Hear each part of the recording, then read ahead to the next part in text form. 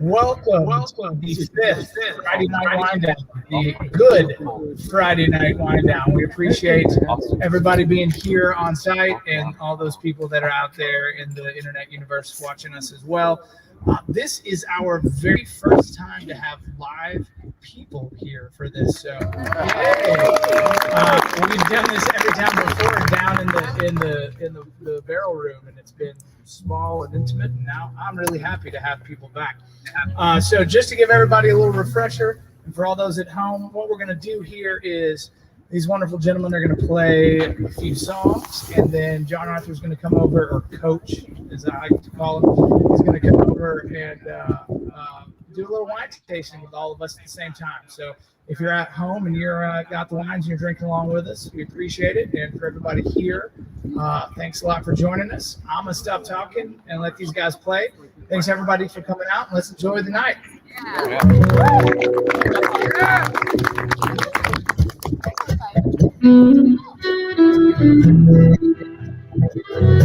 Here's when I rode with JAM and from Horseshoe, Great Texas.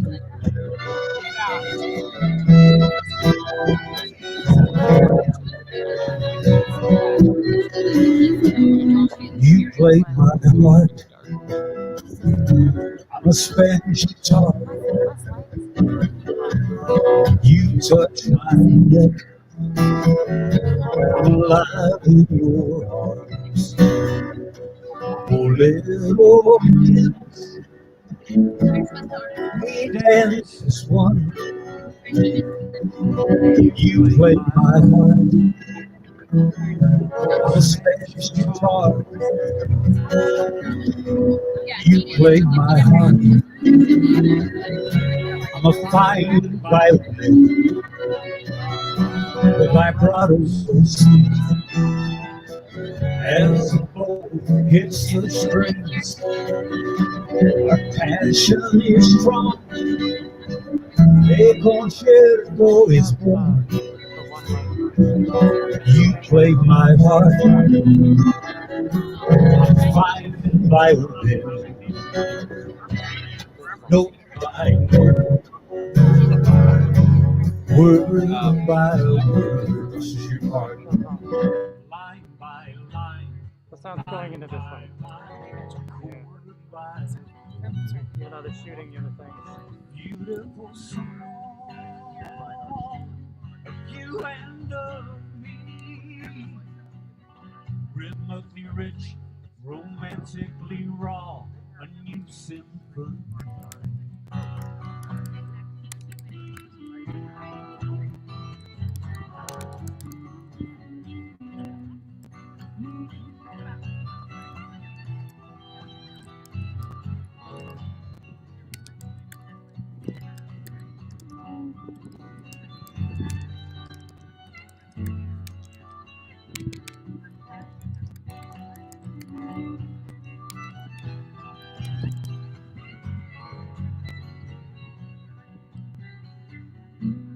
You play my heart.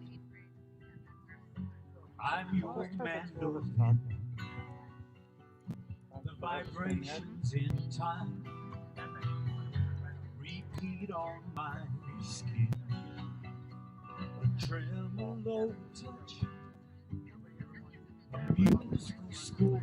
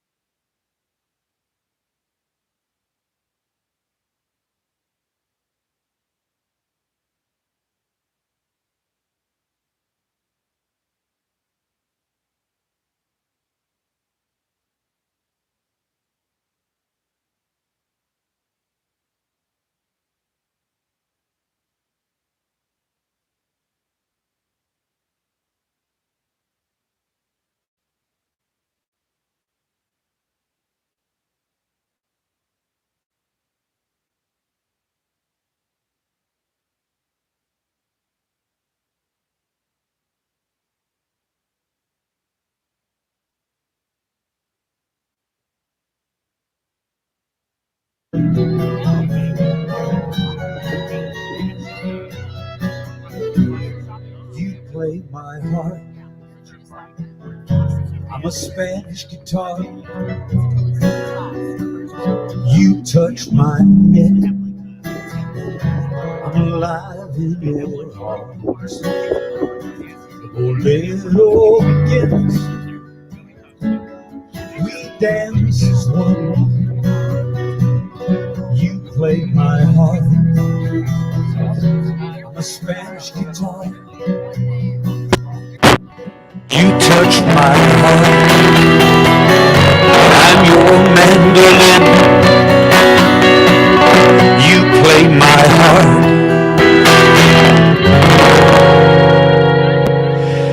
And I'm a fine violin.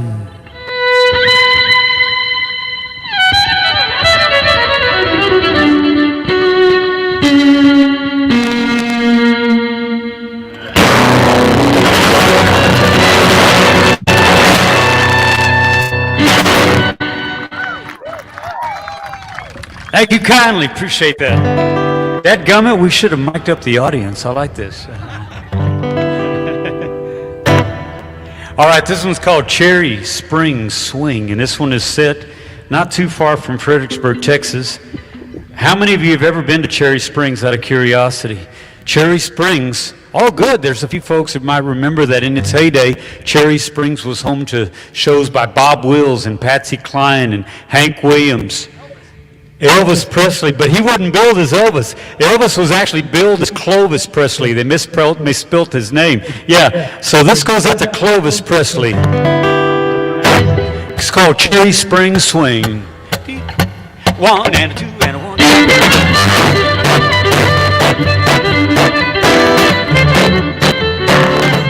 I wrote this with Ron Knuth.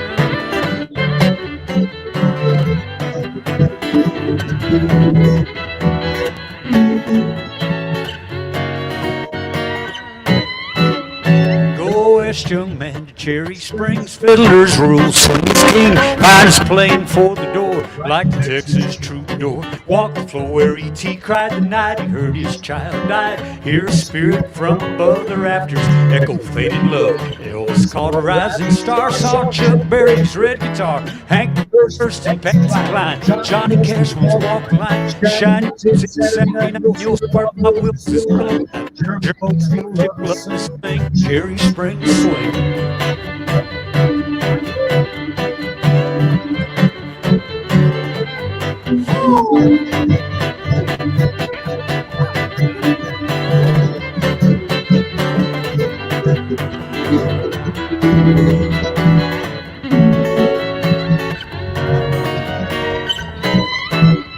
It's just outside Germantown, you'll hear the fiddle man break down. Bar will take you back in time. A young Ray Price was in his prime, founded by a native son before the West was truly won. What a run for the old dance hall, but is it time for one last call? Buck and Lefty took the stage, even Willie, back in its heyday. The Negro Swing Band played there too. Marty Robbins sang blues. Shiny boots hit Saturday night, you'll swear George Jones is still alive. German folks still love to sing the Cherry Springs Swing.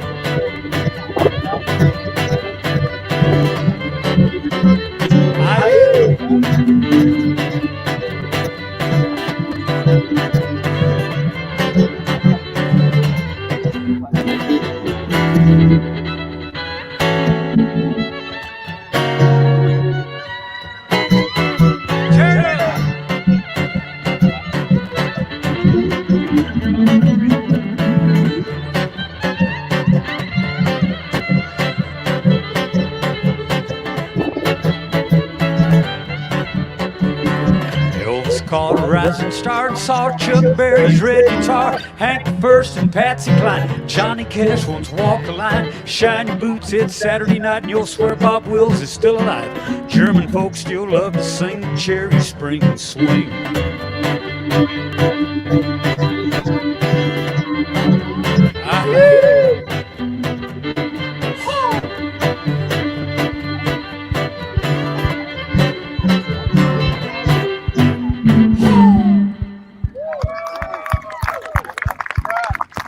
Thank you kindly, appreciate that.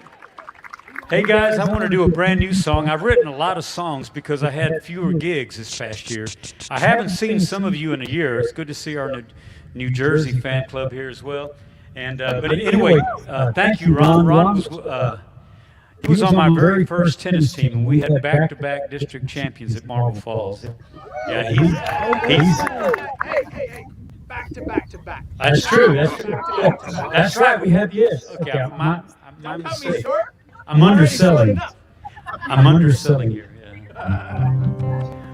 But anyway, this next song was one of the songs that was inspired during the downtime. I had a lot of time to do some songwriting, and there was a photograph that I was dwelling upon. My brother-in-law, my sister-in-law had sent me. They were somewhere between Mason, Menard, somewhere in a back road, and they saw three horses out in the middle of nowhere coming down the road, and they thought, they sent me this photograph. And I thought, there's a song in this. There's a song in everything.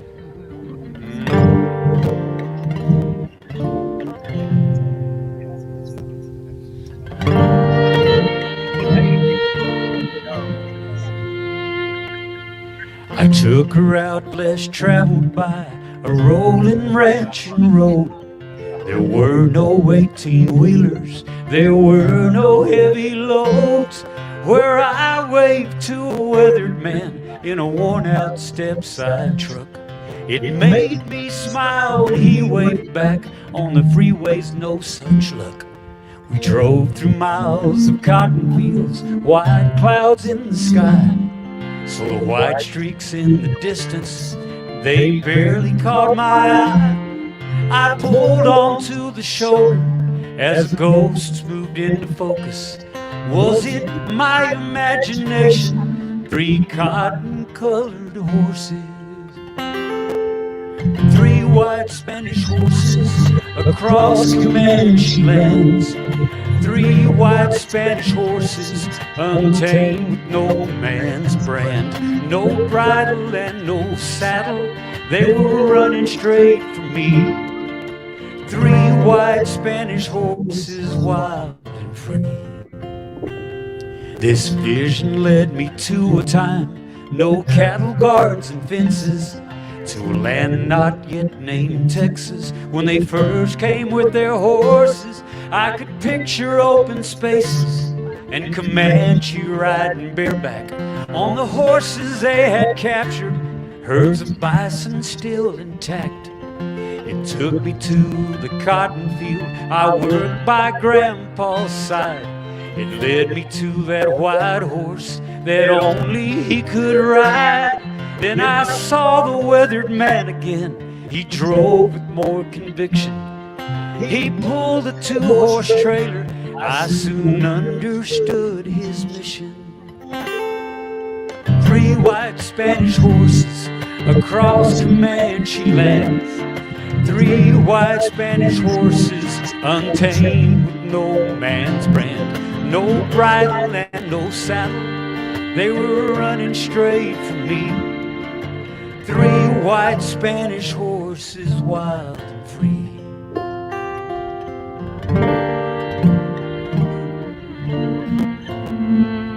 Play it pretty, Kurt.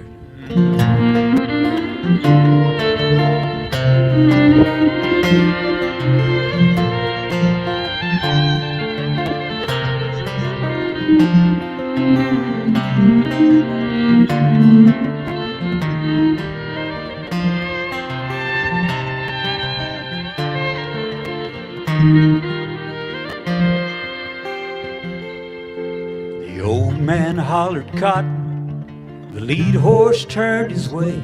The younger horses followed into the open gate, and they traveled at a horse's trot. Cotton followed, still unsaddled, as they headed for their homestead in this land of horse and cattle. Three white Spanish horses across Comanche lands. Three white Spanish horses, untamed with no man's brand. No bridle and no saddle, they were running straight for me. Three white Spanish horses, wild and free. 3 white Spanish horses, wild and free. 3 white Spanish horses, wild and free.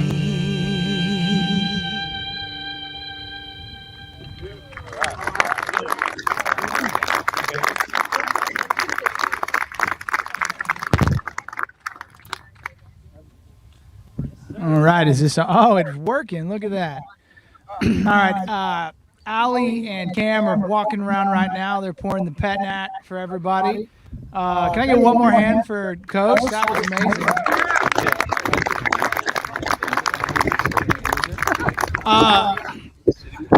This is it's fun. The last time I was around Coach and it involved alcohol, it had to do with an athletic director, a really unhappy mother from a daughter, and that's about all we're going to talk about that night. That's kind of not true, but kind of true. That's spot on. That's spot on, actually. You want to sit, Coach? You want to sit down with us? Oh, good. Yeah, sure. Yeah. So for those of y'all that don't know, my mother, wherever she is, it would have been 1986 or 7. She got really tired of me being at the office every day during the summer, and we were in Marble Falls, and there was a little place called Meadow Lakes that had a guy named Charlie Harrington who taught tennis. Great guy. He'd beat up on you a little bit, but he's a great guy. And my mom bribed him because he wouldn't take 8-year-olds, but she really wanted me out of the office.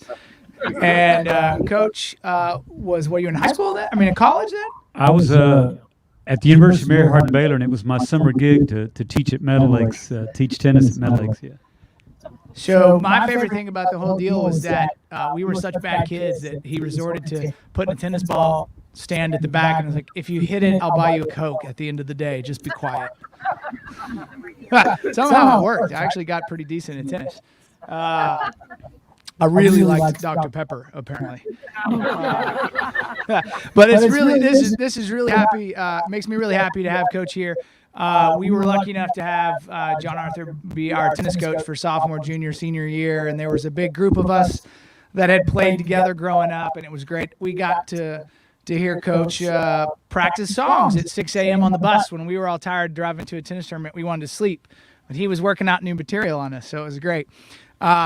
It was 1997 or 96. I think you won. You won a song that won some little small award. What was it called? What was that word called? What is the National Academy of Recording Arts and Sciences? They have an award. It's the Grammy you're talking about. Grammy. Yes. That's Okay. right. Okay. A Grammy. He wrote a song that won a Grammy. So that's kind of fun. You got a tennis coach that writes a Grammy. So enough about. But Coach has been a mentor and a coach and a friend for a long time. So I'm very glad to have him here tonight. So salute. Salute.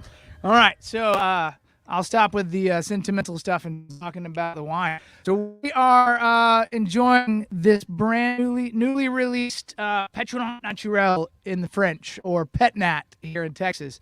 What this wine is it is made out of 91% Sangiovese grapes and 9% Viognier grapes, grown. If anybody's been to Bend State Park in the Colorado River, it's grown from a vineyard right up there. It used to be called Tio Pancho Ranch. Now it's called Bear Vineyards because the lady that bought it was from California. So Bear, like the Bear Republic. Even though she's from California, she still grows great grapes. So, but what we do with this is we ferment it all the way down to about 0.8% residual sugar. So there's just a little bit of sugar left. We don't filter it, so the yeast is still in there. And then we bottle it with a beer cap. So there's still fermentation happening, but there's no way for the CO2 to be released. So it builds natural bubbles in the bottle. So that's why you get those little bit of bubbles, and it's nice and soft. So we're going to quiz John Arthur on what he smells right now. And because there are people here tonight, we're going to make it interactive. So we're going to give Coach a second. We're going to make him feel really, really good about what he's doing. And then we're going to correct him with what we smell. All right? What do you smell, Coach? Remember, nothing's wrong. I smell the earth of the Colorado River nearby. The answers are only going to get better from here on out. This is the guy. This is the guy that used to make a stretch for 17 and a half seconds. What do you get? There's a pretty dominant flavor in there. You got it? Well, thank you very much, Warren. Appreciate the tip. But so because I still have the taste of the quail sausage in the mouth. Oh, this goes amazing with quail sausage. Well, and I'm going to reveal something to you with you all. Now. My sense of smell has not completely returned, so you know where I've been. Okay. Oklahoma?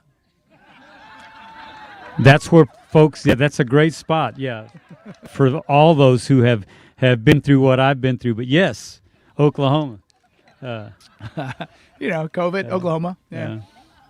I can say that because my mother's from Oklahoma, so don't tell her I said that. All right. So to me, the thing I get the most is just bright bouquets of fresh strawberries. It smells like my grandmother, her mother, had a little wild strawberry patch in Ardmore, Oklahoma. And we used to go steal strawberries out before they were ripe. And that's what it smells like to me the most. Oh.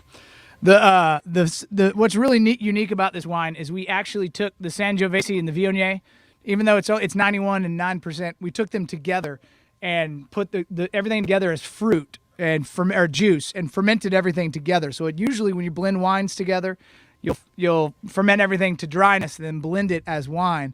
But we actually blended this as fruit juice and it came out really well. So what does anybody else have anything they want to add? Any flavors, any aromatics? What's everybody tasting? Peach? Peach and pear? All right.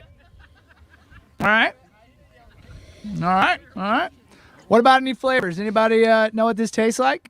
Anybody got any? To me, has anybody ever had the San Pellegrino blood orange sodas?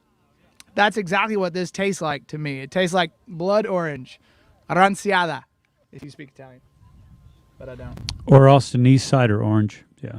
Or Austin, we don't talk about other alcohol producers here, though, Coach. I wasn't talking alcohol producers. I was talking about my uncle on the east. He's from Del Valley. Yeah.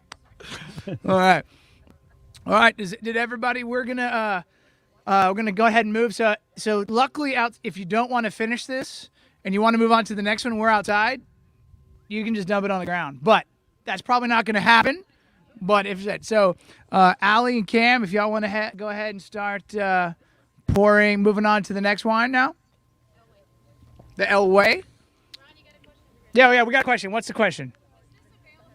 Absolutely, it's for sale right inside there. Yeah. No, we released this to the wine club last month, and starting next Sunday, it's going to be on the tasting list, and we love it, and I'm very happy about it. Super fun. The French, actually, this style of making wine started because the French would take the very first white wine every harvest, they'd pull a little bit of it out, and they would make pétrin out of it. So when harvest was over, the first wine they started making out of, they had this little celebratory semi-sparkling wine to celebrate the end of harvest every year. We do it just to celebrate being in the hill country.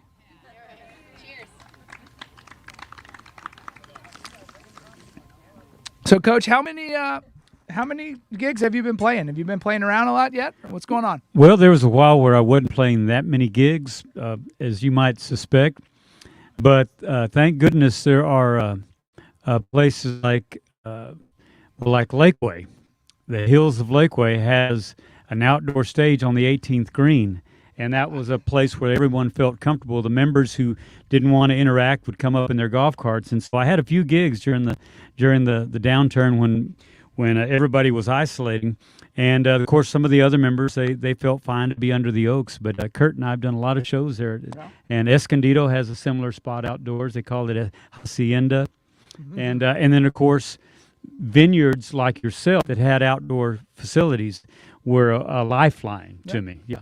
Well, it's been interesting. So this is, like I said, this is the fifth one we've done 5 over 7 months. And one of the questions I've really like to ask all the artists is, for those of you who don't know, I also for a hot minute was in the record label industry, and they kicked me out very quick and said go do something else, like the music industry can do to a lot of people. unless you're really good like John Arthur. But one of the questions I've been asking is I've always been interested in the artist's approach to creating new material. And to me, being stuck home with either with your family or by yourself and not being able to do all the things, especially like a touring artist in the hill country that plays all over all the time, what did you do to satisfy the creative outlets? Did you write a whole lot more? Did you just not do a lot of music? What did you do to keep the juices flowing while we were incarcerated? Well, fortunately, I live in a part of the hill country where I could take a walk, and to the north of my home is the Colorado River introducing Lake Marble Falls, and to the west of my home on the tributary from Cottonwood Shores is the marina that introduces Lake LBJ. So I'm in a really beautiful spot. So, and I did become a better dog parent during that time period. My dog had a walk every morning, a midday walk, and I had an evening walk. And there were some days when I was so busy that I realized I was not a good dog parent. So I became a better dog parent. And there are songs, like I said, there are songs everywhere. Yeah. Well, yeah, we'll be on the lookout for the dog walking song. It's coming out. Well, that's cool. So did you write a whole bunch, or did you? I did. I've those of you who know me, I released my 14th album, and in 2020 I was due to tour Europe behind that 14th album, and I was going to get to go to Spain for the first time. Don't go to Spain. It's no fun. Well, That's I was true. only going to That's go. not true. I was only going to go because it was my forefathers are from Spain, so I was only going to go for that reason. That's the only reason anybody would go to Barcelona, right? Only reason. Yeah. Full disclosure. I spent like 3 summers in Spain. So yeah, go to Spain if you have the chance. All right. Have we started pouring? Are we ready for number 2? All right. Perfect. So, number 2 is a wine that is really close to my heart. If you see that little dog walking around over there, he turns 14 on the 23rd this month. Yeah. So when we bought Spicewood in October of 2007 from the wonderful Manigolds, there were two guys that were employed by them that stayed on with us, Silverio and I'm blanking right now, Silverio and Mariano, and they did not speak English. And so there was this long-haired 28-year-old guy that was now telling them what to do, and they were a little wary, but they were really wary when my 3-month-old dog would run out into the vineyard, and I would run up to the gate, and I would say, Elway! Elway! And, he's named after John Elway, the football player, but the non-native English speakers didn't understand that. Elway is kind of experienced many colloquialisms in Mexico. From 60 or 70 years ago, it was a pretty big insult. To now it's kind of, dude, man, hey, what's going on, way? Hola, way. And so it became about 6 weeks of the guys looking at me going, what is this gringo walking out into the vineyard and going, dude, man?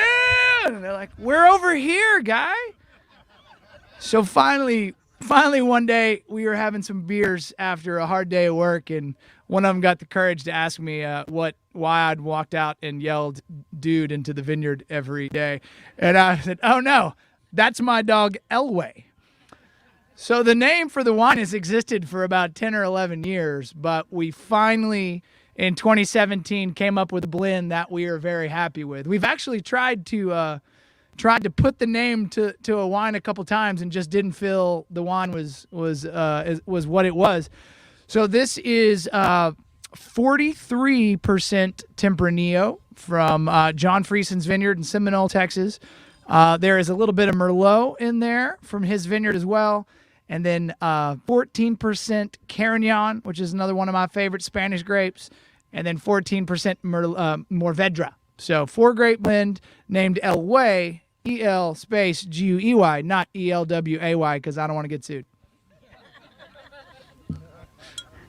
All right, I'm gonna pour some for Coach here, and we're gonna go back and do the smell test.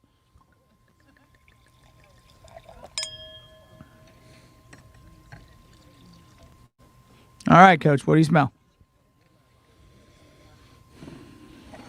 Gotta swirl it. Gotta get the oxygen in there. I can't wait for my olfactory senses to completely return.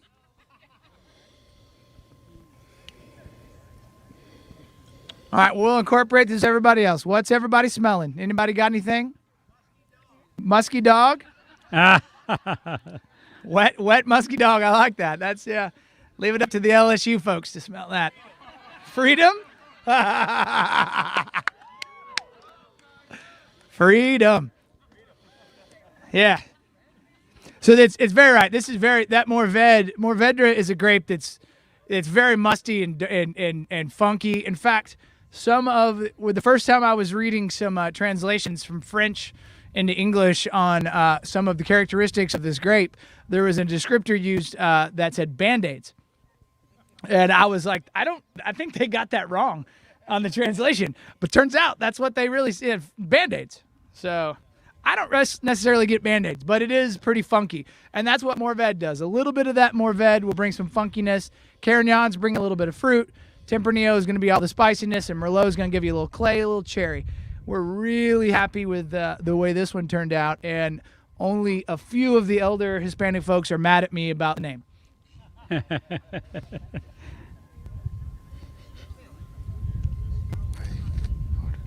All right, was there any flavors? I know we had musty dog for the smell. Any flavors? Pepper, yeah.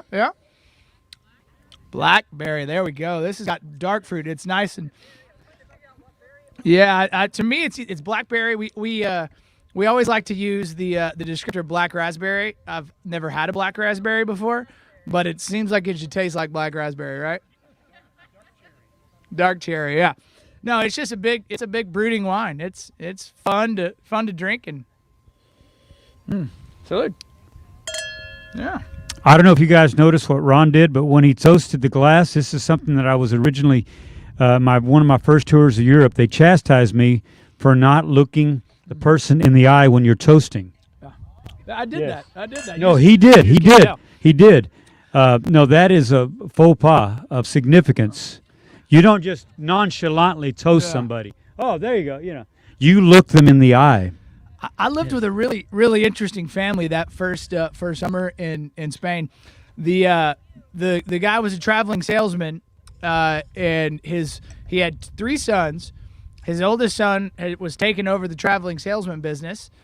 The middle son was a grape grower in Ribera del Duero, grew Tempranillo, and the youngest son was Spain's leading goal scorer in Division III professional history. Wow! And you're like, wow. So you're a traveling salesman, and your brother's who grows grapes, and you play soccer. Bet you got all the girls. He actually is the best looking of the brothers, so he did. No, but every Sunday, even though we were gringos from Texas, every Sunday when we were traveling, we had to be back by 2:30 because she had every one of her family members come back for lunch in their 1,500 square foot apartment. There were 45 of us. And it was always interesting. In fact, Mom got to go one time. We had some ice cream sandwiches, and it was great. They even the kids of the kids would have the little Spanish wine glasses, and everybody got a little sip of Tempranillo. Maybe not as much as they wanted for the 14 and 13-year-olds, but now to me, coming from somewhere where kids didn't even look at wine, it was a very interesting thing, and I found it was not an expected journey for me. I was going there to get my Spanish credit and have fun and be able to make it into law school and give me a pass-fail and not an actual grade. So the law school let me in, but I ended up learning a whole lot, and it was really the family essence of wine really stuck with me. That, and I like Tempranillo. So hope everybody enjoyed. Let's finish this one up, and we're going to start on the next one. Did anybody have anything they liked or disliked about that? No? the state bar wouldn't have me. You have to pass that test first. Yeah. While Cam and Allie are gonna start pouring the next wines, is there any questions? Any questions out there for Coach or for us? No? Ron, I've got go ahead, sir. Great question. And I was actually told that I had to talk about that tonight. So thank you for the segue. Uh-huh. So if you look behind us here, the first 2 rows of vines is a grape variety called Ruby Cabernet. So it is a Cabernet Sauvignon, and I forget the other grape. It's a hybrid mix to give color. 6 rows behind that is all Cabernet Sauvignon. The ones that have sprouted out in the first 2 rows, and the ones that are alive, and the ones that don't have green growth yet, the snap got them. 6 rows behind there, we're starting to see the cab come out. Not all of those are out yet, so not all those that aren't pushing leaves are dead. But it's probably 25-35% of these vines didn't make it this year. You know, but if like we always say, if you're dumb enough to grow grapes in Texas, you get to deal with this kind of stuff. Yeah. Well, Ron, while they're pouring the glass, I have to tell you wine drinkers, and I can see there's some serious wine drinkers out there, that I did a show in Normandy. It was called Normandy America Festival, and it was a celebration of the American liberation of France. And Ron, it was such a successful concert that I sold out of every CD that I had. Okay, so when the owner, the head of the festival asked me he said, "You're going to come stay at my house," said, because we forgot to book a room for you. I said, "Well, okay."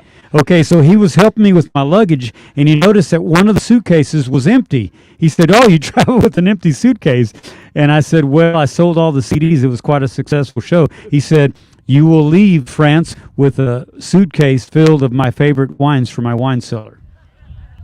What have you drank those yet? We drank those. We drank those. Yeah, we drank them. I know some of them I probably should have allowed to grow but no, I drank them all. Well, Coach, the thing is, next time you go over there, have one of those suitcases that fits bottles of wine. I will send you with the suitcase, and you can bring it back.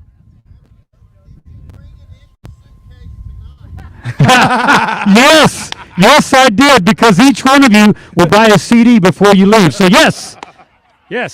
Raise your right hand. Yes. Unless you're vaccinated in that hand. Okay. All right. All right. Does everybody, are we pretty full on good guy? All right, perfect. So we're going to move on to the third wine tonight. I assume most of you probably had this wine and heard this story, so it's going to fall on some ears that have heard this story before, but guess what? You're going to hear it again. Yeah.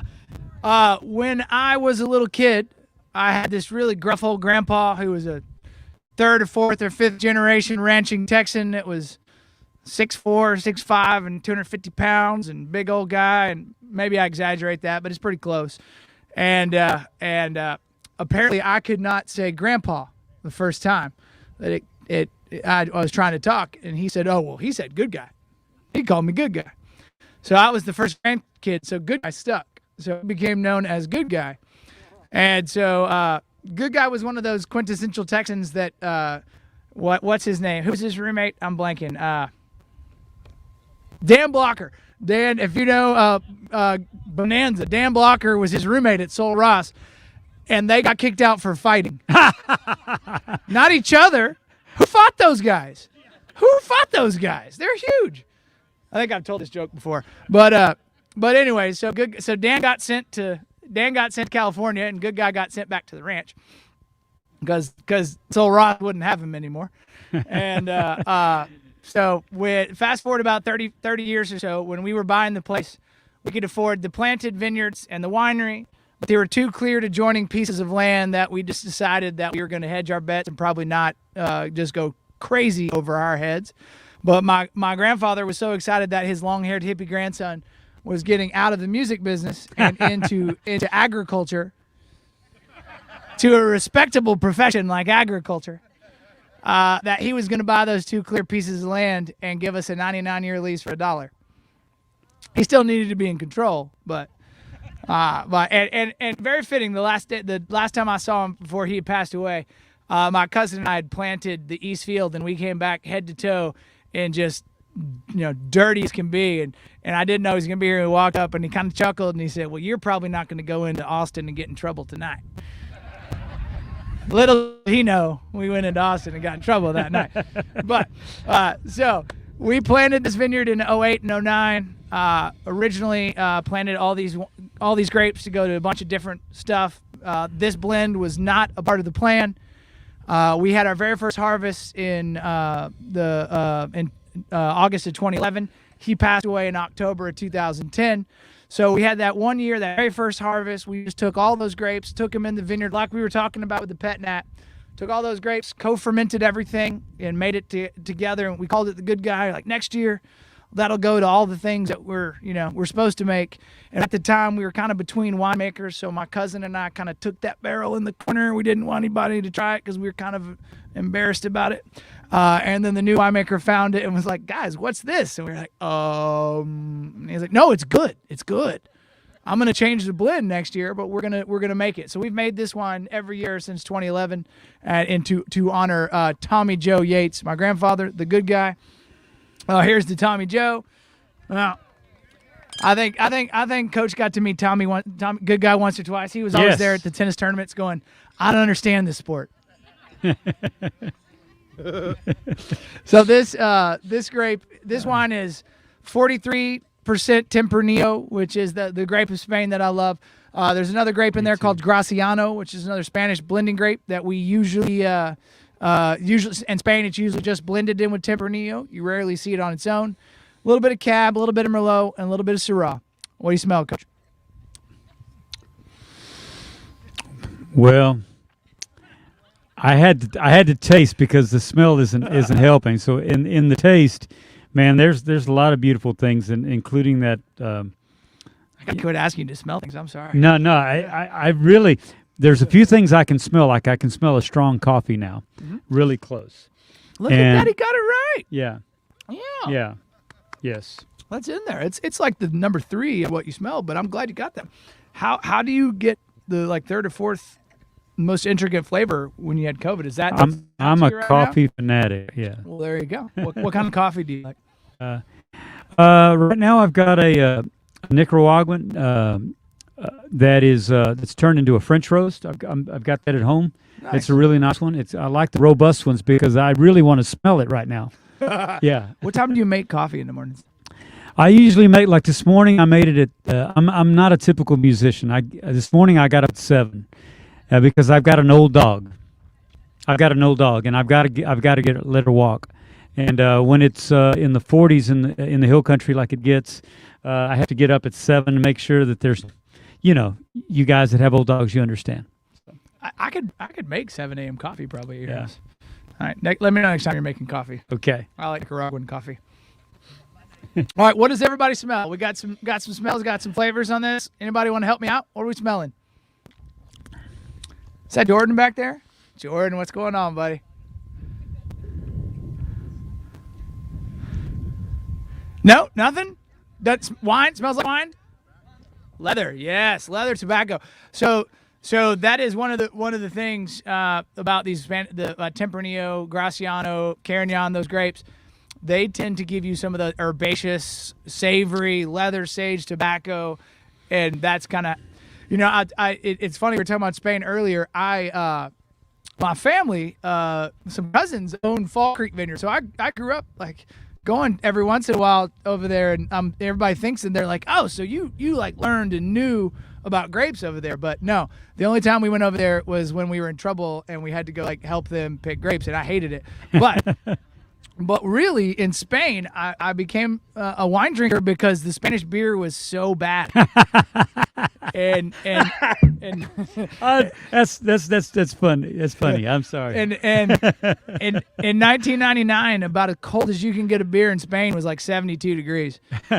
And all the really cute girls who were in the park drinking wine, like $3 bottles of Tempranillo out of the bottle, and I want to get to meet them. And it did not start with beer. It started with wine. So, it's funny how Tempranillo became a favorite of mine because we had to buy it. It was $3 or $4. It was about the same price as a bottle of water over there, a good bottle of Tempranillo. And you could drink that in the park. And, when you're the mother you lived with that was 71, was making fun of you for going home at 1 a.m., the bottle of Tempranillo helped you out, helped you stay up, helped you do it. All right. I love this. How we doing on time, Lauren? Hey, you're good. You got 10 more minutes. We got 10 more minutes. All right, great. You can, it's up to you. It's your party. Ah, yes, ma'am. Why do you do more blends instead of like single? Sure, I wouldn't say we do more. We made every one of these grapes except for the. Well, I'll take that back. With the good guy, the reason we do these three is because we just don't have enough of them every year to do them as single varietals. But we try to do almost everything. We make 6 different Tempranillos as single varietals, and as we have another. We just yanked out a whole bunch of Sauvignon Blanc and Syrah and Cab here this spring, and we're going to replant. But we have a whole bunch of Tempranillo and Graciano and Carignan in the Eastfield that's going to start coming online for us. So we're trying to measure it out. But we like to make, ideally, we can make a single varietal of every grape we grow. We're just not there yet. And these, like grapes like the Graciano, if I had enough to make it on its own, it would be our best seller on its own. But it just does so much for the good guy that we love. So, and it's a difference. It's a great question. Every year is different. The winemakers and I sit down and we taste through everything and we talk about it, and they make a bunch of blends, and we go, it's a really rough day on a Thursday. You got to come to work and try 17 different blends of wine. They are updates. Yeah. Rough as in I got to find somebody to drive me home. Did you have a question?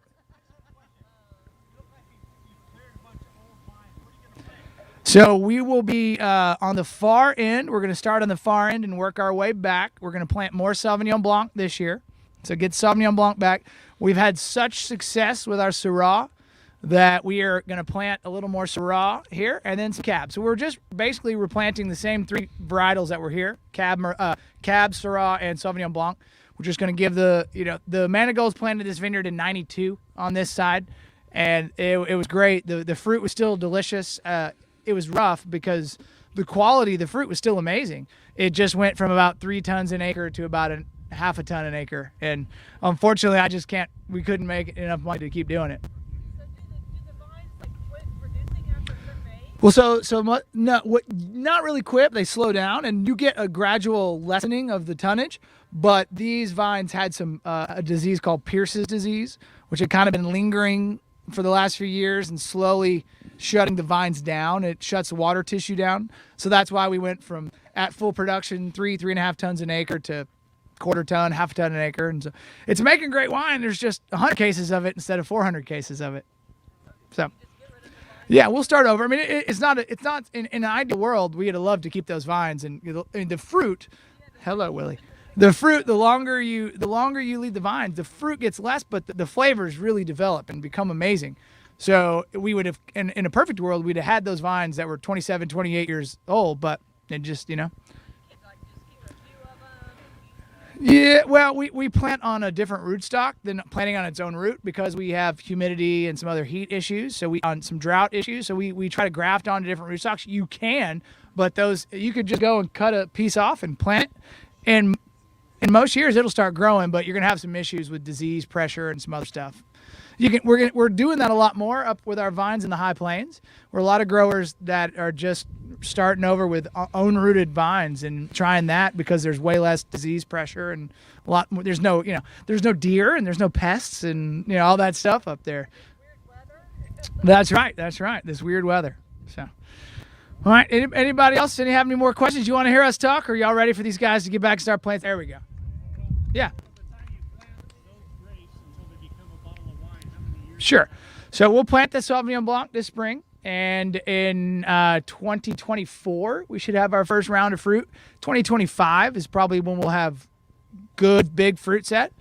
And so yeah, it's Texas, so sometimes it takes 4 years to do that, and we will judge the health of the vines.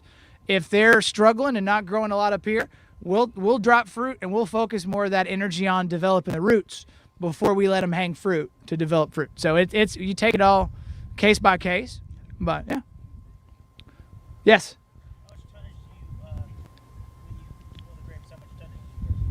So in an ideal world, you get about 2.5 to 3 tons an acre out here. So the theory is the more tons you carry on an acre, the diluted the quality of the grapes get. So if you get 3 or 4 tons, you got really intense fruit, but the more you get, and that's some of the problems with the high plains, is that fruit up there is the soil up there is so fertile. Now, if you're not careful, you can carry 10 tons of the acre, and we want 3-4 tons. So off here, we were at 32 acres, was probably in 2017 before we got all the Pearson's disease. We probably pulled about 60 tons off the vineyard.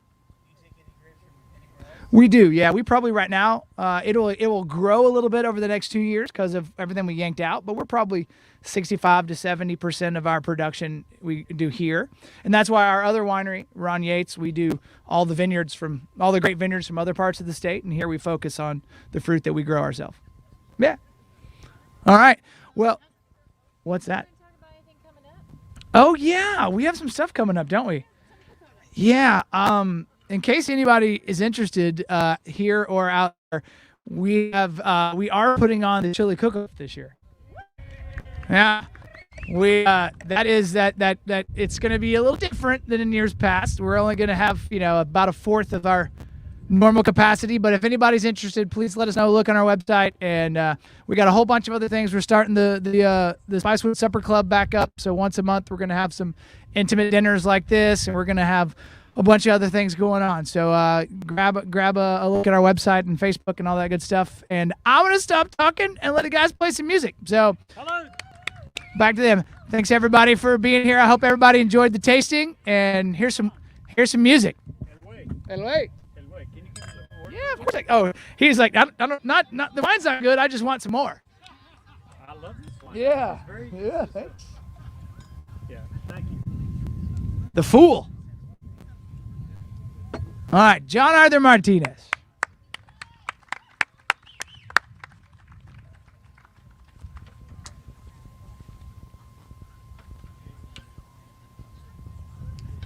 There were a couple of you musician types that were wondering what kind of guitar I'm playing.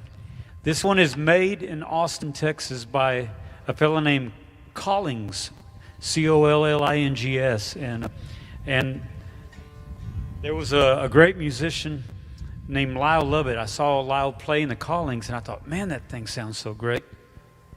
Lyle's a piano player. If you know Matt Rawlings, he's the piano player for Lyle Lovett, and he's amazing. He produced my Lone Starry Night CD. And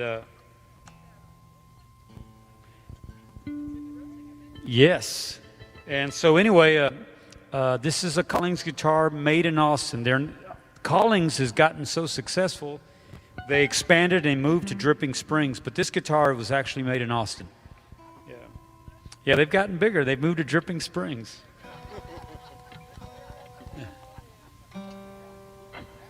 Every recording session guitarist in Nashville owns a Collings now as part of their repertoire. They have a Gibson, they have a Martin, and they have a Collings. I found this one in a guitar shop called Cotton Music near Belmont University in Nashville. And it wasn't even in a proper guitar case. It was in a Gibson guitar case. And so I found it by accident. And the folks who had the store didn't realize that they had a Collings in them. All right.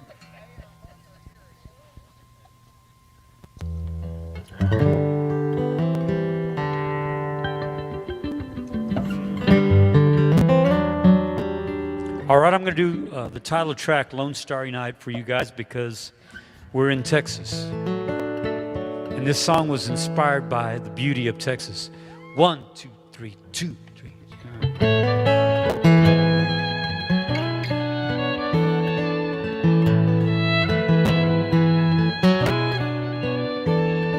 I ride to the mesa to unsaddle my fear when I'm overwhelmed with the voices I hear. To the canyons of cacti and honey mesquite, I harvest the moonlight, discover the peace. Whippoorwills croon from the juniper branches, far from the lights of the towns and the ranches. No civilized noise but the sound of my breathing, the footsteps I take, my prayerful heart beating, where dust devils dance and coyotes call, tumbleweeds tumble, rain seldom falls, and the almighty hand paints a heavenly sky on the beautiful canvas this lone starry night.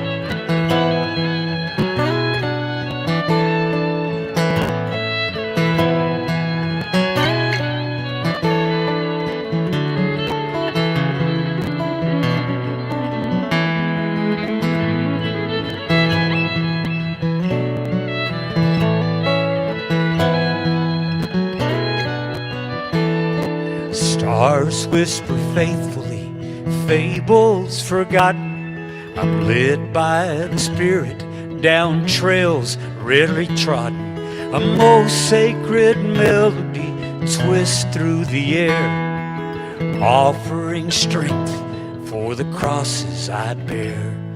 Where dust devils dance and coyotes call, tumbleweeds tumble, rain seldom falls, and the almighty hand paints a heavenly sky on the beautiful canvas this lone starry night. The almighty hand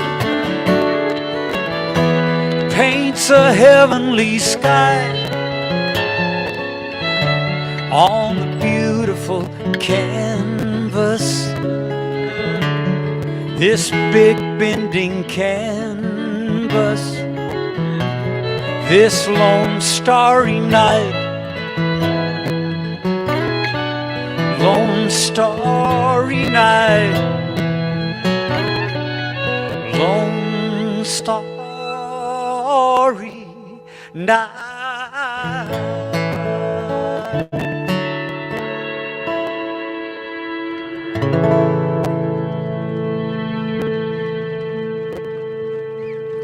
Thank you much, appreciate it. This thing rings for days, doesn't it? Just keeps ringing. I love it. I want to do another one that was inspired by the time that I was teaching school when Ron was on the tennis team that was so successful. Are there any tennis players out there, out of curiosity? Okay. Well, wow. I never had an NCAA. I was the only guy from Mary Hardin Baylor. Mary Hardin Baylor, Troglow was there the year before me. No, Curran was there the year before me, and Troglow the year before that. But I was the only person from Mary Hardin Baylor to take a win against Trinity University. But I was only playing number 5 at that time, okay? I was only playing number 5. Yeah. No, I use that as a measuring stick. And everybody else their clocks got clean when we played Trinity. But I took the win at number 5 against Trinity on your home courts. Yeah. But all right. Well, when Ron was at Marble Falls, those of you who know tennis will appreciate this. We had no super champs on the team. We only had one champ. That was a girl. But yet we were still number 11 in the state when we played. And we had a bunch of wonderful wins. But it was a year that was really troubled because one of the kids on the team, he was a troubled kid, and he came from the wrong side of the railroad tracks.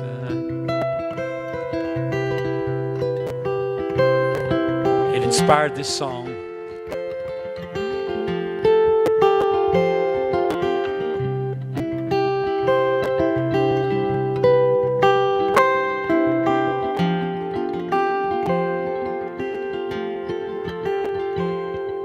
A fake ID and a fast set of wheels. My bestest girl, a $20 bill. It's Friday, man, not a thing to do but ride around town, drink a beer or two. That's what we do.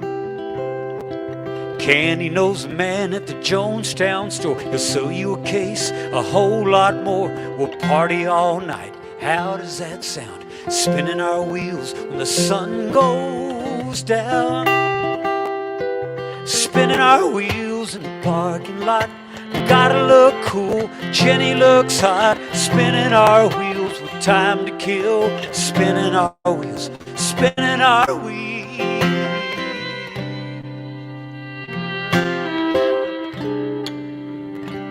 Kenny's in his old man's new Cadillac. He's flying like a bird across the railroad tracks. He waves us down cause he's got the beer. The look in his eyes says he's got no fear. He's got the beer. He says we're wasting our time in this cowhick town.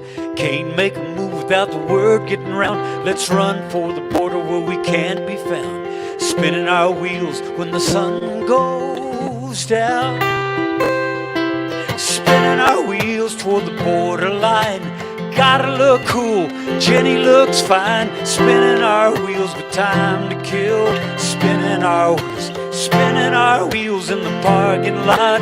Gotta look cool, Jenny looks hot. Spinning our wheels with time to kill. Spinning our wheels, spinning our wheels.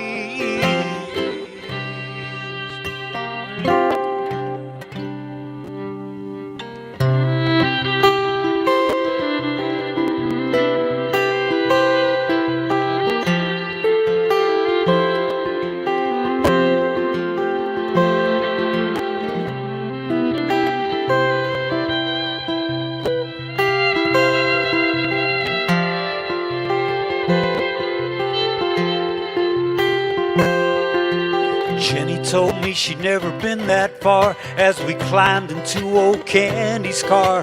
The beer in the backseat, Mexico bound. Spinning our wheels past the edge of town. Candy drove so fast, couldn't read the signs. To hell with the fools we left behind. We laughed and laughed until we cried. Spinning our wheels toward the other side. Windows down, feeling bulletproof. Wild and crazy, foolish youth as we drove through the night in that Cadillac.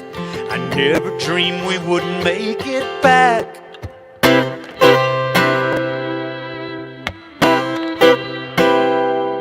Spinning our wheels in the parking lot. Gotta look cool, Jenny looks hot. Spinning our wheels with time to kill. Spinning our wheels toward the borderline. Gotta look cool, Jenny looks fine. Spinning our wheels with time to kill. Spinning our wheels in the parking lot. Gotta look cool, Jenny looks hot. Spinning our wheels, time to kill. Spinning our wheels, spinning our wheels.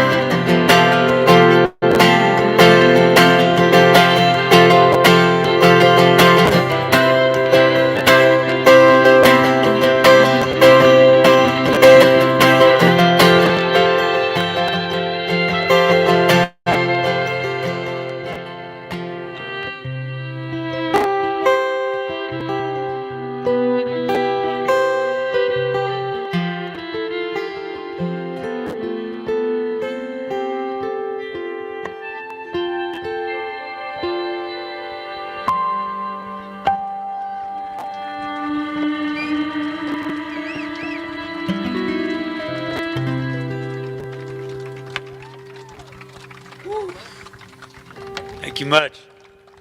Seeing Ron over there brings back all those emotions. Yeah, man. Yeah, I started writing it on the school bus, yeah. We had a bunch of really weird things happen that year that is not normal for a high school. A lot of tragedies, and it inspired that song.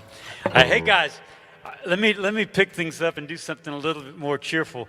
I wrote a song because there was a situation. I was playing one of the venues in Austin, Texas, a couple of years back, obviously before everything shut down, and there was this overzealous sound man. And what is our sound man's name? I forgot his name over here. Michael. Well, Michael is very meticulous, and Michael, excuse me for saying this, but this sound man, this overzealous sound man that I'm talking about, he mic'd up everything. I mean, he mic'd up every single instrument. He had like a line out from the guitar. He had an extra mic on the guitar. He even mic'd Luis's chimes. So and so anyway, I said, good thing you didn't have your cowbell, Luis. He would have mic'd your cowbell too. And so anyway, I wrote a song about that experience, about all the sound men that I've had. And this is an autobiographical song. And so anyway, and it's one of the new songs that was written during the pandemic. So I'm going to look at my cheat sheets here, but it's one of those great songs written about cowbells. Cowbells. Yeah. How many songs do you know that are exclusively about cowbells? Well, this one isn't exclusively about a cowbell, but it is primarily about a cowbell. Okay.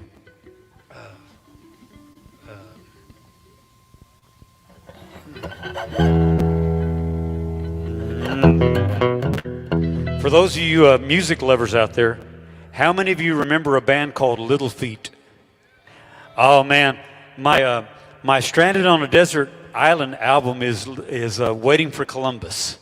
It's got country, it's got funk, it's got rock, roll, rhythm, blues. It's got everything. It's got the Tower of Power horn section. It's got Lowell George. It's got acoustic guitars. I mean, it's got electric. It's got one of the best B3 solos that you've ever heard in your life. It's just an amazing album. The song Willin' is from that album, You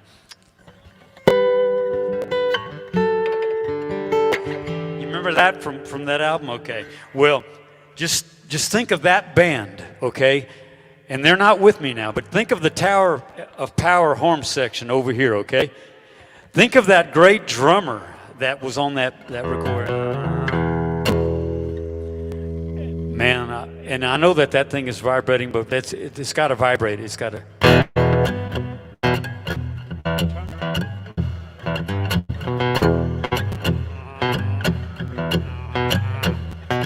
Well, I felt like such a big star at the State Fair up in Dallas.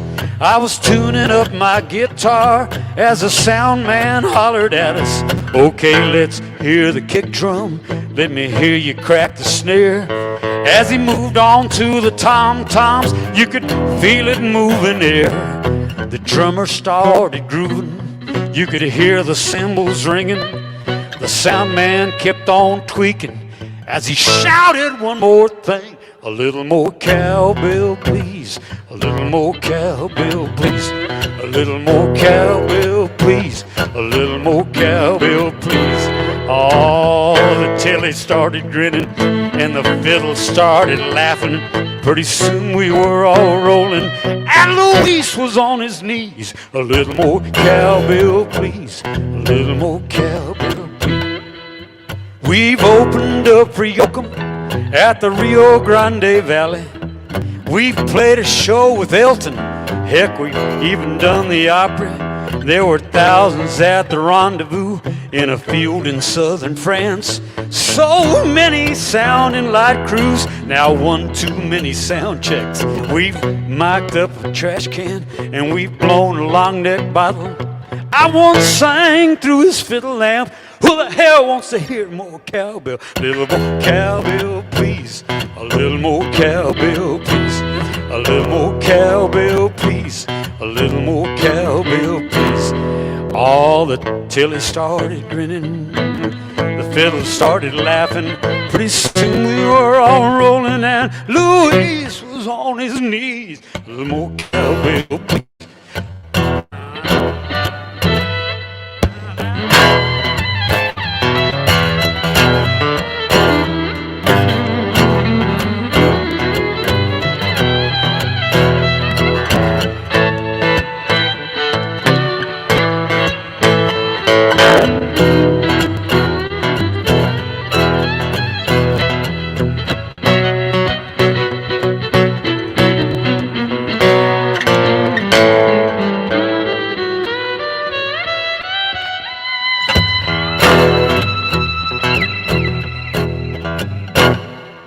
Last night with little fanfare at the Spring Hole in Lampasas, I was reminiscing about the state fair and the engineer from Dallas. A kid was on his iPad and I could tell he knew his stuff. And it didn't sound all that bad, but I didn't hear quite enough. I said I need a little more me. My guitar is too compressed. It's my name on the marquee. And then I shouted out in jest, a little more cowbell, please. A little more cowbell, please. A little more cowbell, please. A little more cowbell, please. Oh, the Tilly started grinning. The fiddle started laughing. Pretty soon we were all rolling, and Luis was on his knees. Little more cowbell, please. A little more cowbell, please. Y'all help me out. A little more cowbell, please. Shout it out. Cowbell, please. A little more cowbell, please. A little more cowbell, please.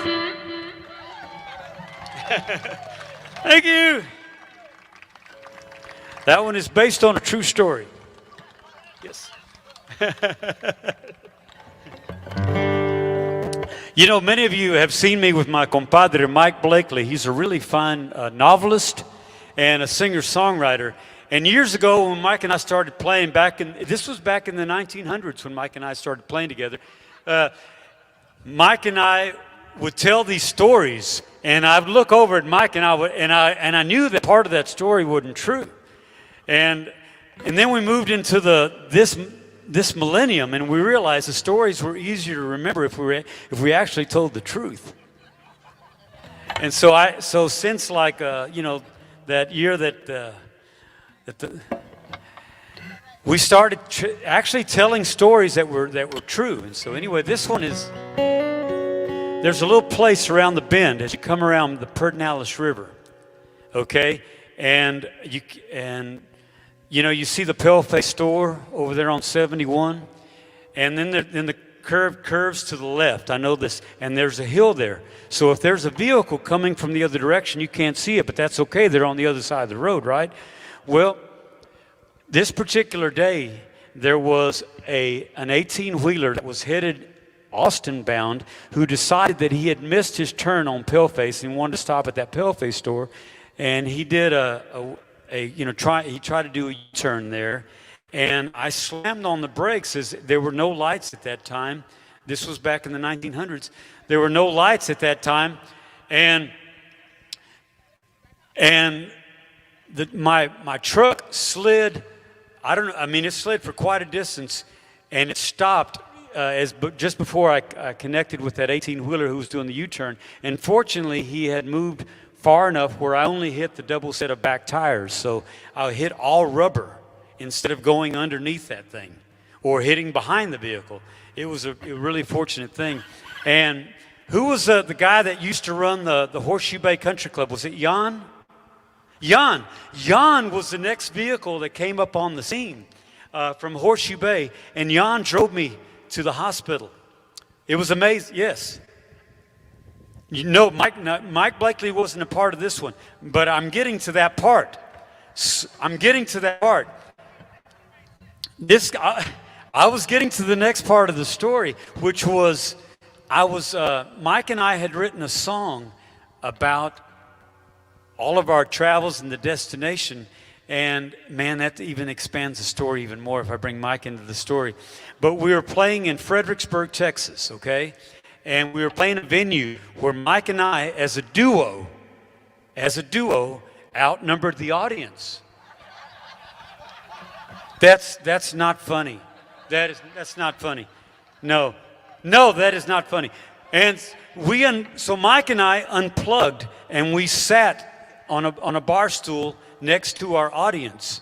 And that audience, his name was Charlie Probrand. He was a cattle rancher from San Angelo, okay? This is all true story. And this gets back to the part. So anyway, everybody said, Mike, John Arthur, you got to put that on a record. So we made a recording, and I put it on a record. And I was on my way to Austin to master the recording of this song that I'm about to play for you when I interacted with that 18-wheeler. Okay? All right. Man, this is making the story even longer. But because I'm telling the truth, I can remember every word. Okay. So my truck was totaled, and I looked into the Austin American-Statesman looking to see if there was perhaps another vehicle for sale that was used and would meet all of my needs. And I found a Ford that actually met all of my needs. Okay? And so this guy his father lived in Austin, and the ad was in the Austin American-Statesman. But whenever I called the Austin number, he said, well, my son actually lives in Marble Falls. And we thought we could get more buyers from the Austin American-Statesman, so that's why you put the ad there. So anyway, this is the crazy part of the story. So then I said, okay, I want to buy the truck. It meets my needs. It's got the camper shelf, so my equipment will be enclosed and protected. And he said, I'll sweeten the deal if you want to do the deal. So he was a recording software. He was with a recording software company, and he said, I'll sweeten the deal, and I'll give you the recording software that'll turn your home computer into a recording studio. And he sweetened that with that deal. And I thought, this is crazy. Okay, thank you so much. And I was so pleased to be in my new Ford. And then I turned the key, he gave me the keys, and I turned the keys on, and I turned it on to the ignition. And this is now after I've already had the album mastered. And what is playing on the radio at KFAN Texas Rebel Radio is this song. That I wrote Mike Blakely. To prove the world is round, souls are bulletproof. Dreams are more than shadows of the darkness we ride. To prove that love is more than just a haze of smoke and ashes. It's the magic that explodes when souls collide. So we ride like a Colorado eagle on the glide. Yes, we ride. And we ride. I gotta start over. Colorado eagle on the glide. And we ride like a caballero hanging on for pride. And even if we never reach our destination, the reward is in the ride.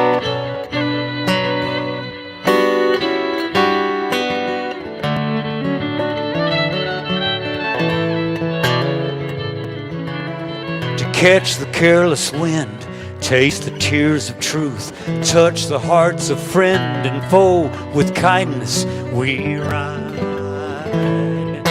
But chasing after shooting stars, mines of gold, endless youth, we find that fortune comes from deep inside. So we ride like a Colorado eagle on the glide. And we ride like a caballero hanging on for pride. And even if we never reach our destination, the reward is in the ride.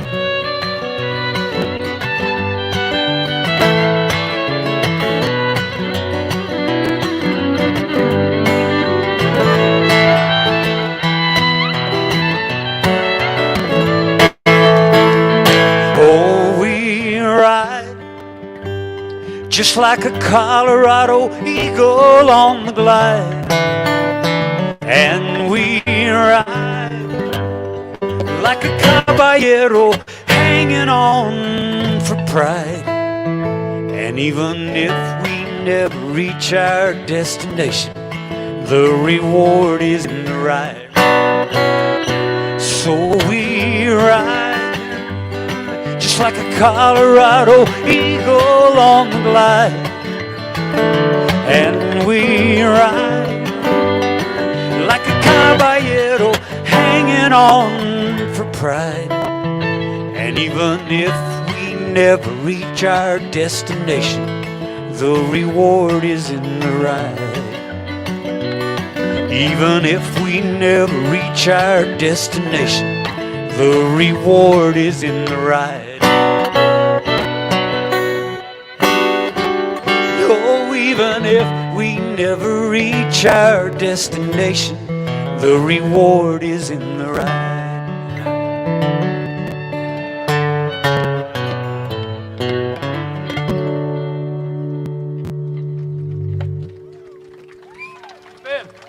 Thank you much. Appreciate it.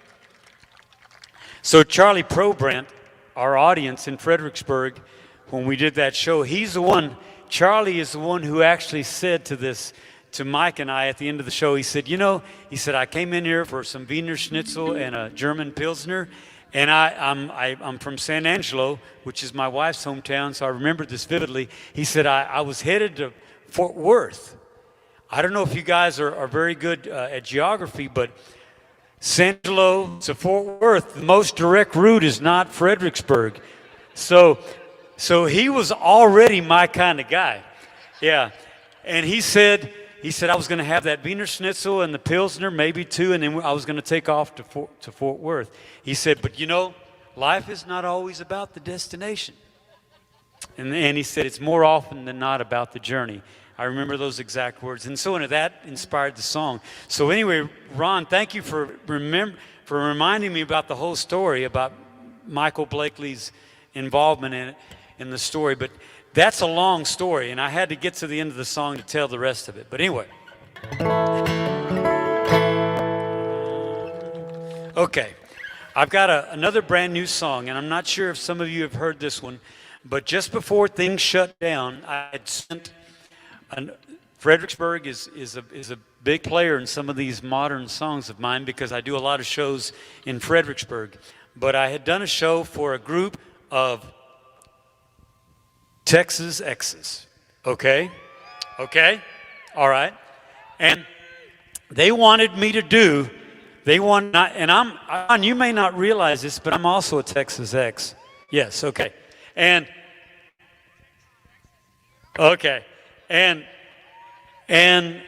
so this group of Texas X's wanted me to do what I'm doing here. They said, I want you to tell the stories about all these songs. And they said, we're going to raise some funds for scholarships for kids to go to the University of Texas. And would you be part of this? I would love to be part of it. And they said, by the way, we'll sweeten the deal. We'll give your wife and you a nice little getaway at one of our members' bed and breakfasts.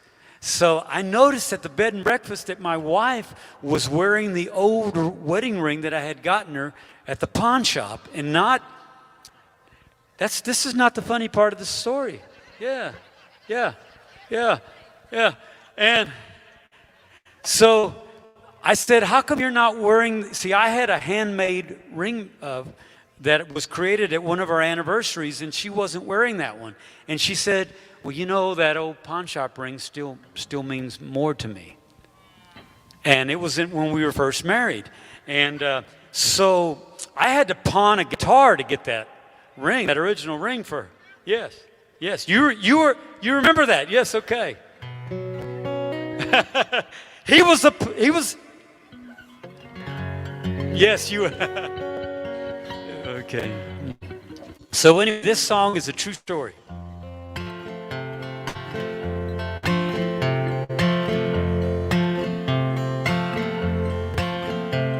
The man behind the counter gladly took my fine guitar.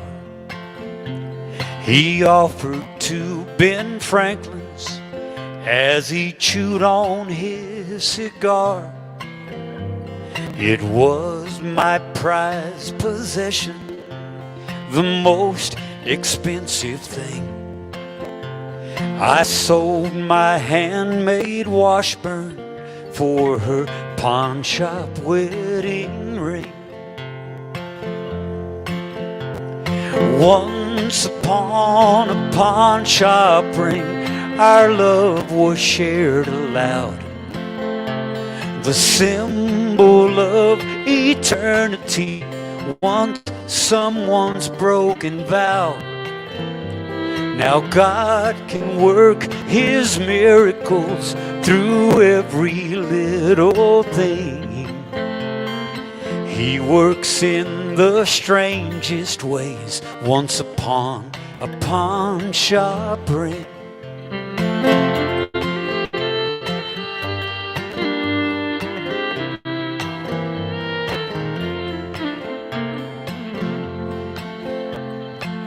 On our anniversary, I bought a brand new band, never worn by any woman, never sold to any man. She whispered as she opened the small box from that store. Our old pawn shop wedding ring still means so much more. Once upon a pawn shop ring, our love was shared aloud, the symbol of eternity, once someone's broken vow. But God can work His miracles in every little thing. He works in the strangest ways, once upon a pawn shop ring. Play some country, Phil, would you?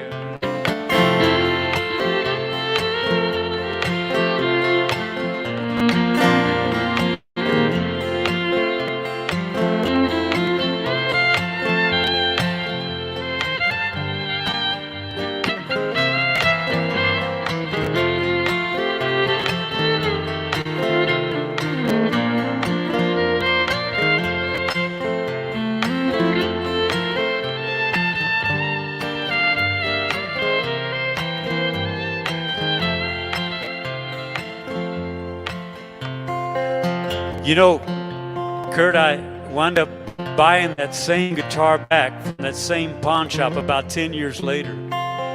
Somebody had pawned that old handmade Washburn. I mean, it was handmade by George Washburn. They pawned it back. And I told the guy, I said, you know, that guitar that you got hanging there was the same guitar that I had pawned to buy my wife's wedding ring. And I said, you know, I wish I had enough money to buy it back. But anyway, it has some sentimental value. And he said, well, we've got about 150 bucks in it. If you'll give me 150 bucks, I'll let you have your guitar back.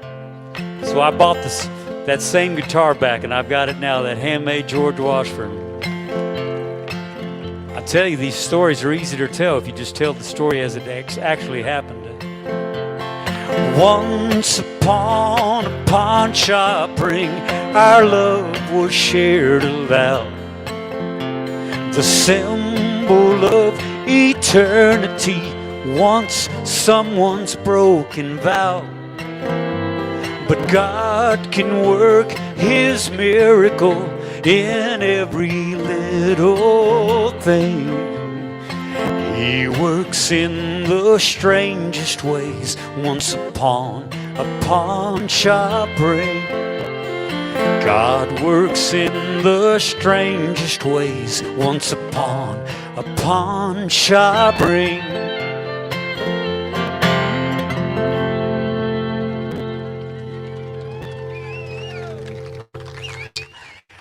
Folks, we're going to leave y'all with a cover song, and it's okay It's okay, Michael. This one's okay to go ahead and leave on the internet because I actually pay my royalties to Don Henley and Don Felder and Glenn Fry, and they will not take it down. They will not.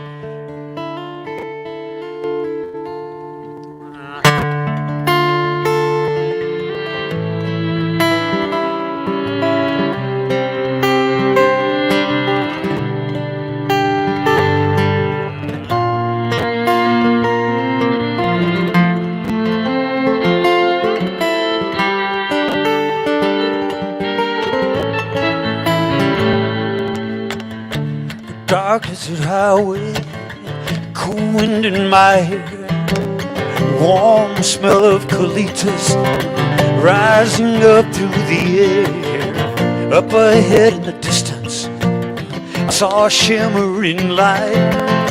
My head grew heavy and my sight grew dim. I had to stop for the night. There she stood in the doorway. I heard the mission bell. I was thinking to myself, this could be heaven, this could be hell. Then she lit up a candle and she showed me the way. There were voices down the corridor. I thought I heard them say, welcome to the Hotel California. It's such a lovely place, such a lovely place, such a lovely face. At the Hotel California, any time of year, any time of year, you can find it.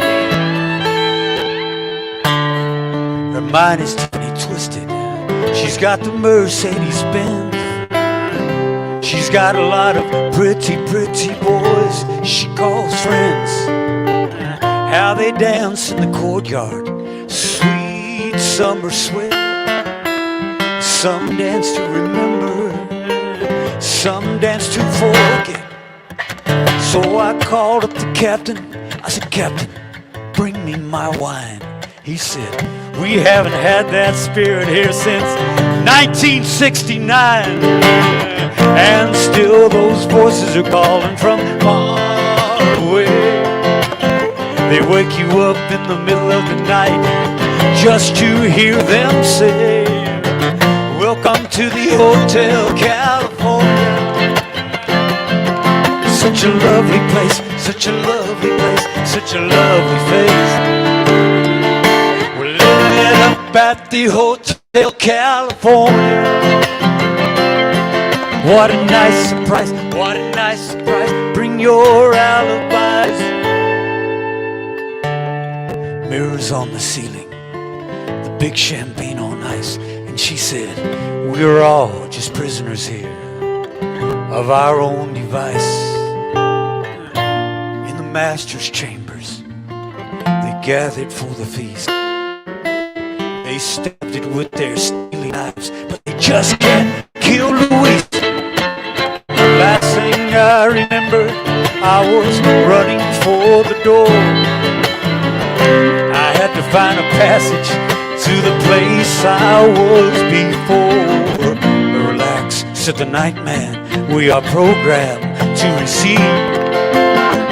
You can check out anytime you like, but you can never leave.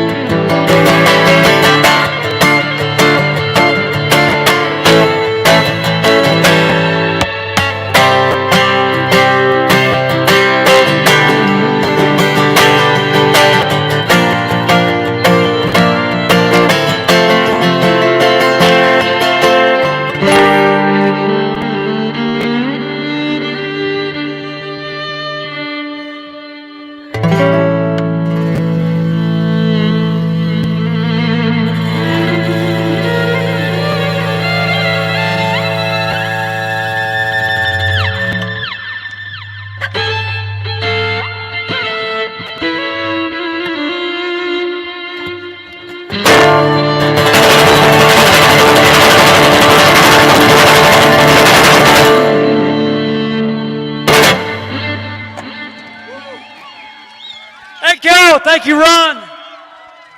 Thank you. I don't know about you guys, but that's the best hotel. I mean, the best Eagles song I've ever heard with the cowboy hat on. I mean, thank you, gentlemen. Thank you. Thank you, everybody, both at home and everybody that's here tonight. We appreciate it. I love this. I hope you all did because we're gonna make this a more normal thing. I believe May 7th is the next first Friday of the month. So stay tuned. Next week we'll be letting everybody know who's playing next time, and whether you want it back or not, I'm gonna have John Arthur back again too because that's great. Thank you all very much, John. Coach, where's the next? Are you playing around anywhere after this, or what are we you around? What's going on? Where can people find you? The wineries have been a great source, but go to JohnArthurMartinez.net. Remember, I'm a tennis player. .net. Okay. That's a good one. I like that one. Yeah, I'm gonna use that one. .net. I hit it in the net every time. Is that a bad thing? Because if you're a tennis player and you hit it in the net, it's not a good thing. Well, no, just because it's .net doesn't mean you have to hit it into the net. Hit it over the net. Oh, it's just me that hits it into the net. You hit it over the net. Yeah. All right. Thank you, everybody. Enjoy some. We're not going anywhere. If y'all want to stay, enjoy a little bit more wine, please do. We appreciate everybody coming out. Thank y'all very much. Everybody, stay safe, and we'll see you next time. Thank y'all.